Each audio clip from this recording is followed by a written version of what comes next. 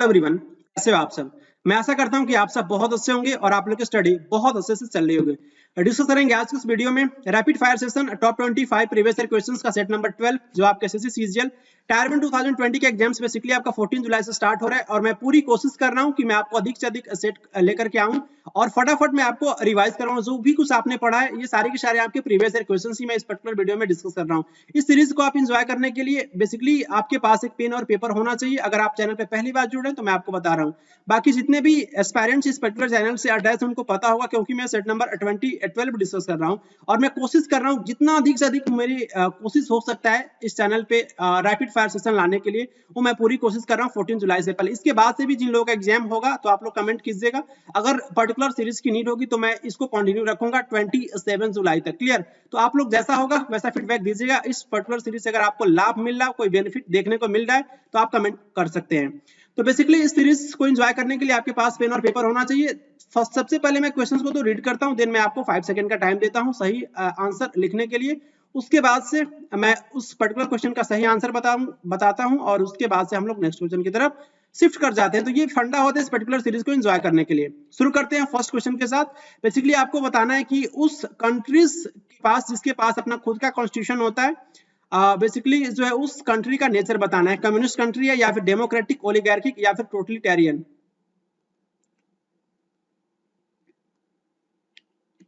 ये आपका जो डेमोक्रेटिक कंट्री होता है, ऑल द डेमोक्रेटिक कंट्रीज उनके पास खुद का कॉन्स्टिट्यूशन होता है। इंडिया एक प्रकार का जो डेमोक्रेटिक कंट्री का एग्जांपल है। टैकटॉक जो बेसिकली आपका फेस्टिवल सेलिब्रेट किया जाता है किस पर्टिकुलर स्टेट में? आसाम, नागालैंड, लद्दाख या फिर Tripura.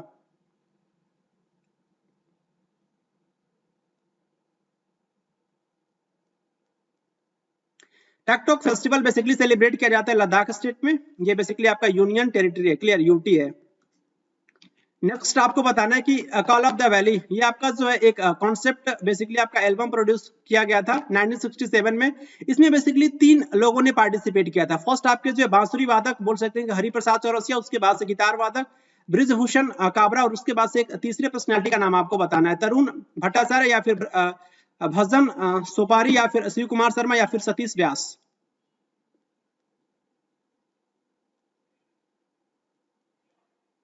Answer will be Shiv Kumar Sharma. Shiv Kumar Sharma basically जो है इनके साथ थे, आपके बोल सकते हैं कि इनके टीम थी।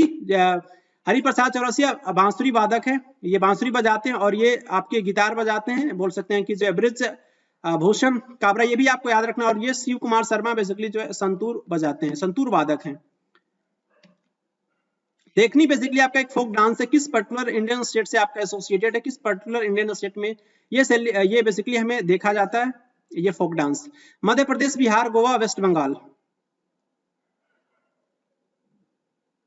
देखनी फोक डांस बेसिकली गोवा का इंपॉर्टेंट डांस है। ऑप्शन थर्ड आपका करेक्ट हो जाएगा। बेसिकली आपको बताना है कि ओपन मार्केट जो आपका ऑपरेशन जो है बेसिकली आपका ये कौन सा आपका एक ऑप्शन जो है वो करेक्ट है आपको बताना है। रिजर्व बैंक ऑफ इंडिया के द्वारा जो बेसिकली ओपन मार्केट को ऑपरेशंस से रिलेटेड आपका स्टेटमेंट है।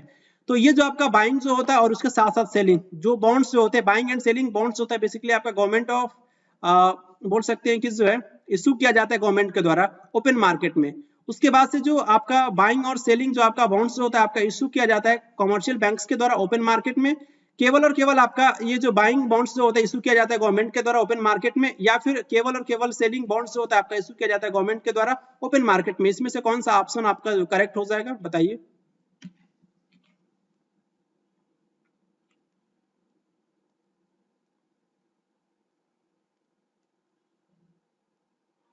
बाइंग एंड सेलिंग जो होता है बॉन्ड्स का वो बेसिकली इशू किया जाता है गवर्नमेंट के द्वारा ओपन मार्केट में। तो ऑप्शन आपका फर्स्ट करेक्ट हो जाएगा।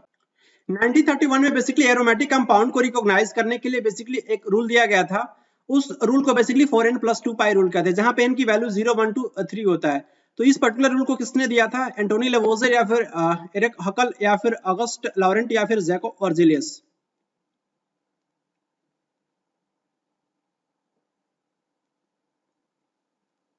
4n+2 पाई बेसिकली ये जो रूल अर्नेस्ट हकल के द्वारा दिया गया था, जिसके द्वारा एरोमेटिक कंपाउंड्स को हम आइडेंटिफाई कर सकते हैं।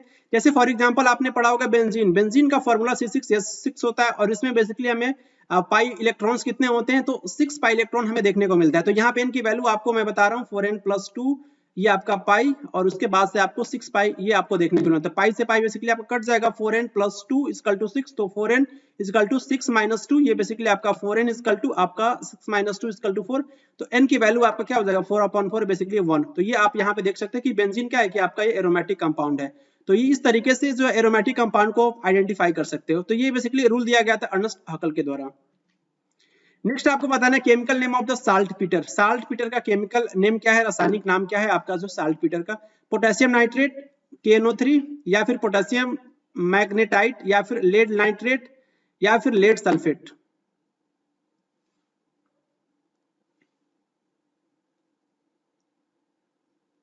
साल्ट पीटर का केमिकल नेम क्या होता है? पोटेशियम नाइट्रेट होता है। इसका ऑप्शन फर्स्ट आपका करेक्ट हो जाएगा। नेक्स्ट आपको बताना है इंपॉर्टेंट स्टेटमेंट लिखा हुआ है प्रशस्ति और उसके साथ साथ लैंड ग्रांट्स या फिर बोल सकते हैं भूमि दान से रिलेटेड। कौन सा स्टेटमेंट आपका करेक्ट है? प्रशस्ति जो है बेसिकली इसका संकलन जो है वो विद्वान ब्राह्मणों के द्वारा किया जाता था, और उसके साथ से जो सेकंड स्टेटमेंट है ये बेसिकली जो राजा थे वो हमेशा रिवॉर्ड करते थे, बेसिकली दान देते थे ब्राह्मणों को, भूमि दान, और भूमि दान ग्रांट्स ऑफ लैंड बेसिकली। और ये जो आपको ये जो आपका रिकॉर्ड किया जाता था कॉपर प्लेट्स पे। तो बताइए कि दोनों स्टेटमेंट में से आपका जो है कौन केवल और केवल फर्स्ट करेक्ट है, दोनों ही करेक्ट है, या फिर केवल सेकंड करेक्ट है, या फिर दोनों में से कोई करेक्ट नहीं है?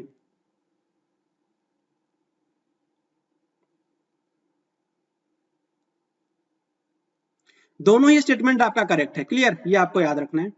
नेक्स्ट आपको बताना है किसमें से कौन सा आपका प्लेस है जहां पे एटॉमिक पावर स्टेशन आपका सिचुएटेड है, लोकेटेड है?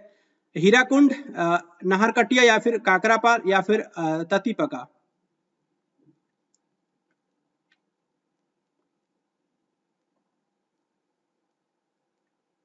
एटॉमिक पावर स्टेशन आपको देखने को मिलेगा काकरापार, गुजरात में। तो ऑप्शन थर्ड आपका करेक्ट हो जाएगा। टेनिस में बेसिकली आपको बताना है कि ये उस पर्टिकुलर स्कोर को जब आपका रिसीवर जीतता है और उसके साथ साथ नेक्स्ट, ये आपका नेक्स्ट पॉइंट होता है ड्यूस के बाद से, तो उसे हम किसके नाम से जानते हैं उस पर्टिकुलर स्कोर को? एडवांटेज आउट, 30-40, या फिर एडवांटेज इन, या फिर 40-30?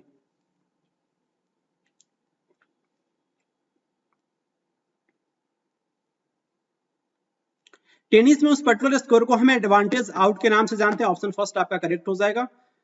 नेक्स्ट आपको बताना है अकॉर्डिंग टू 2011 सेंसस के अकॉर्डिंग डेंसिटी बताना है आपका पॉपुलेशन का पर पर्सन स्क्वायर किलोमीटर इंडिया का। 362, 412, या फिर 382, या फिर 392?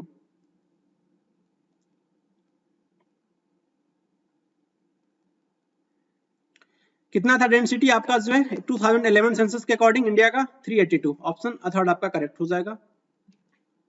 इसमें से कौन सा कॉम्बिनेशन आपका ये करेक्ट नहीं है? उलर लेक कश्मीर में देखने को मिलता है, बेमनान लेक महाराष्ट्र में देखने को मिलता है, सिल्का लेक उड़ीसा में देखने को मिलता है, नैनी लेक उत्तराखंड में देखने को मिलता है।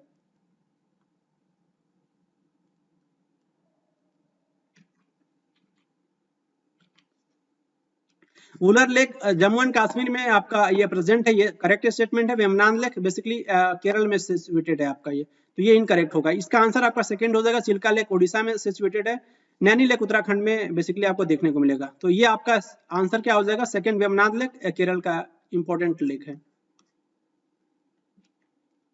इसमें से कौन सा आपका स्टेटमेंट जो है बेसिकली एवोगैड्रो से आपका करेक्ट स्टेटमेंट बेसिकली आपको करेक्ट वो चूज करना है। एवोगैड्रो इंपॉर्टेंट आपके साइंटिस्ट, इनका नाम आप केमिस्ट्री जब पढ़ते हो तो इनका नाम आपको देखने को मिलेगा।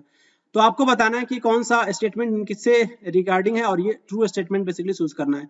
एवोगैड्रोस ने इलेक्ट्रॉन्स की डिस्कवरी करी थी। एवोगैड्रो ने बेसिकली जो है इलेक्ट्रॉन्स एंड न्यूट्रॉन्स को डिफरेंशिएट किया था, और एवोगैड्रोस ने बेसिकली डिस्कवर किया था डिफरेंस बिटवीन किसके, एनिमल और उसके साथ साथ प्लांट सेल के बीच। एवोगैड्रोस ने बेसिकली डिफरेंस बताया था किसके किसके बीच, एटम्स और मॉलिक्यूल्स के बीच।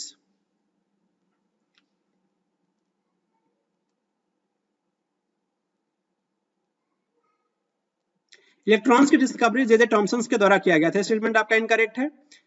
इलेक्ट्रॉन्स एंड न्यूट्रॉन्स के बीच में डिफरेंस, ये भी इनकरेक्ट स्टेटमेंट है, ये एवोगैड्रो के द्वारा नहीं बताया गया था। एवोगैड्रो ने basically animal and plant cell के बारे में किसने बताया था, एनिमल सेल और प्लांट सेल। तो बेसिकली ये आपका जो है एवोगैड्रोस के द्वारा ये भी आपका स्टेटमेंट इनकरेक्ट है, क्योंकि सेल के बारे में अगर बात करें तो सेल का डिस्कवरी रॉबर्ट हुक के द्वारा किया गया था, तो ये भी इनकरेक्ट है। ये आपका फोर्थ स्टेटमेंट करेक्ट है। एवोगैड्रोस ने बेसिकली डिफरेंशिएट किया था एटम्स एंड मॉलिक्यूल्स के बीच, तो ऑप्शन फोर्थ आपका करेक्ट हो जाएगा।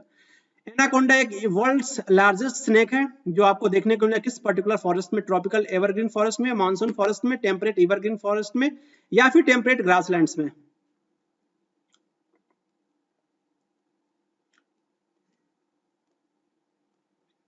एनाकोंडा एक इंपॉर्टेंट बोल सकते हैं कि वर्ल्ड का, संसार का सबसे बड़ा स्नेक होता है और ये आपको देखने को मिलेगा ट्रॉपिकल एवरग्रीन फॉरेस्ट में। ऑप्शन फर्स्ट आपका करेक्ट हो जाएगा।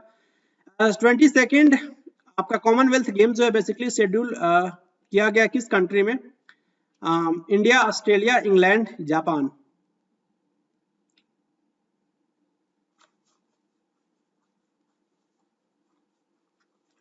Twenty second Commonwealth games basically schedule किया गया इंग्लैंड में। ऑप्शन थर्ड आपका करेक्ट हो जाएगा। जाति आधारित गणना जो है बेसिकली किस पर्टिकुलर स्टेट गवर्नमेंट के द्वारा डिसाइड किया गया था? ये आपका जो कास्ट बेस्ड सेंसस था, जिसे हम जाति आधारित गणना एक्सरसाइज के नाम से जानते हैं। क्लियर? तो मध्य प्रदेश के द्वारा किया गया था या फिर राजस्थान, त्रिपुरा या फिर बिहार? जाति आधारित गणना जो है बेसिकली बिहार गवर्नमेंट के द्वारा किया गया था। तो इसका आंसर आपका फोर्थ हो जाएगा। बैटल ऑफ बक्सर कब, लड़ाई कब हुई थी? बैटल ऑफ बक्सर, बक्सर का युद्ध कब हुआ था? 1767, 1757, 1764 या फिर 1774? 1774 कब हुआ था? कब हुआ था बताइए? सही बताया आपने, 1764 में हुआ था आपका बैटल ऑफ बक्सर। लेकिन 1757 में क्या हुआ था? बैटल ऑफ प्लासी हुआ था। जून 2022 में बेसिकली अग्निपथ स्कीम को लॉन्च किया गया था सेंट्रल गवर्नमेंट के द्वारा। बेसिकली किस पर्पस के लिए? इसका पर्पस क्या था? ये एक रिक्रूटमेंट था बेसिकली यूथ के लिए जो है आर्म फोर्सेस में, या फिर पॉपुलराइज किया गया था जो यूज है बेसिकली नॉन प्लास्टिक अल्टरनेटिव्स। ये आपका नॉन प्लास्टिक अल्टरनेटिव्स का इसको जो है इसका यूज के लिए पॉपुलराइज किया गया था आपका अग्निपथ स्कीम के द्वारा। या फिर ये सस्टेनेबल और उसके साथ साथ इंक्लूसिव डेवलपमेंट था मेट्रो सिटीज में, या फिर प्रोवाइड कराना था हाउस फैसिलिटीज किसके लिए? जो है टी गार्डन वर्कर्स के लिए, जो ऐसे वर्कर्स जो आपके चाय के बागीचों में काम करते हैं उनको हाउस फैसिलिटीज प्रोवाइड करना। इस पर्टिकुलर आपका जो है अग्निपथ स्कीम का ये मोटो था। इसमें से कौन सा स्टेटमेंट आपका करेक्ट है बताइए?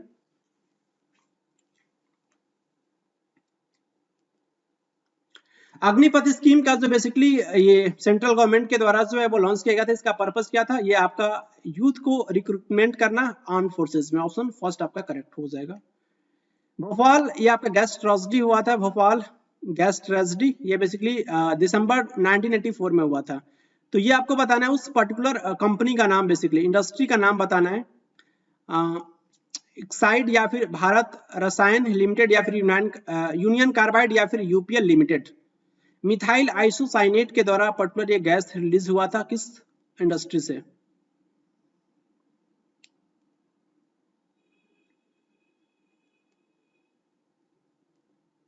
यस, उस फैक्ट्री का क्या नाम था? Union carbide. क्लियर? कौन सी गैस निकली थी? Methyl isocyanate. 1984 में हुआ था भोपाल गैस ट्रेजेडी।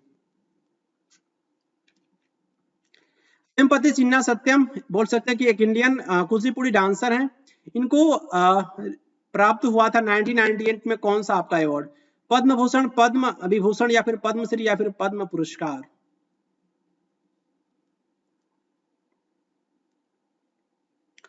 वेमपति चिन्ना सत्यम इंपॉर्टेंट कुचिपुड़ी डांसर है। कुचिपुड़ी मींस ये जो आपका डांस होता है हमें देखने को मिलता है आंध्र प्रदेश में, क्लासिकल डांस है और इनको मिला था 1998 में पद्मश्री। ऑप्शन थर्ड आपका करेक्ट हो जाएगा।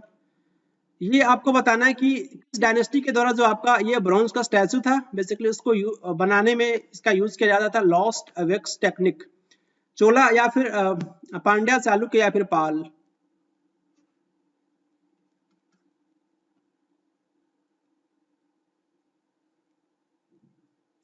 इस टेक्निक का यूज किया जाता था चोल वंश के राजाओं के द्वारा। तो इसका आंसर आपका फर्स्ट हो जाएगा। कोलेरू लेक बेसिकली आपका जो सिचुएटेड है किस पर्टिकुलर स्टेट में? आंध्र प्रदेश, तमिलनाडु, कर्नाटक, केरल?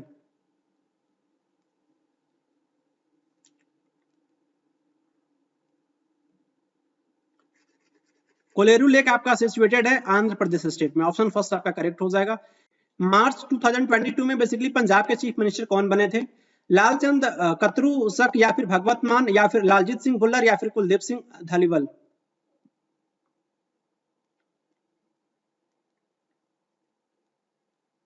मार्च 2022 में बेसिकली आप बोल सकते हैं कि जो है कौन बने थे चीफ मिनिस्टर ऑफ पंजाब? भगवत मान। ऑप्शन सेकंड आपका करेक्ट हो जाएगा। बहुत ही इंपॉर्टेंट आपका ये ऑर्डर आया था सुप्रीम कोर्ट का 18 जुलाई 2022 में। ये बेसिकली जो है मैकेनिज्म को रिमूव करने की बात किया गया था पर्सनल डिटेल्स को लेकर के, जो ऐसे पर्सन जो आपके मैट्रिमोनियल लिटिगेशन में आपके इंटेंगल उलझे हुए हैं, तो ये जो बेसिकली आपका उस डिसीजन के अकॉर्डिंग एक आपका जो है ये कौन सा आपका ये पॉइंट या फिर बोल सकते हैं कि राइट को रिकॉग्नाइज किया गया था as a part of the privacy. उस पर्टिकुलर राइट का नाम आपको बताना है। राइट टू प्रैक्टिस रिलीजन, या फिर राइट टू बी फॉरगॉटन, या फिर right to division of power, या फिर राइट टू लाइफ।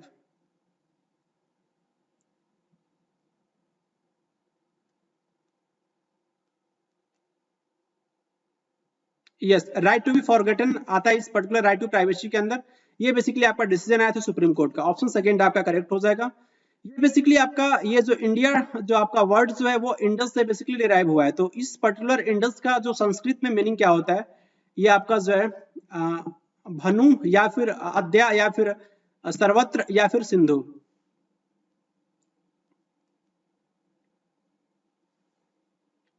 बेसिकली इसको हम बोलते हैं इंडस को, संस्कृत में सिंधु। क्लियर? तो इसका आंसर आपका 4 हो जाएगा।